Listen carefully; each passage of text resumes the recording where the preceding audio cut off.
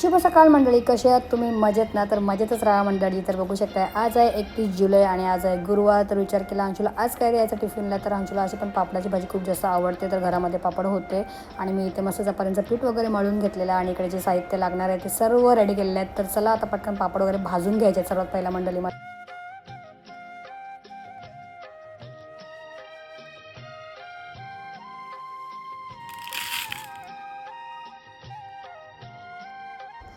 तर चला इकडे आता मस्त पापडाची भाजी झालेली आहे रेडी आणि आता मस्त चपात्यासुद्धा माझ्या झालेल्या आहेत डन. सो बघू शकताय. चला पटकन आपण टिफिन भरून घेऊया मंडळी.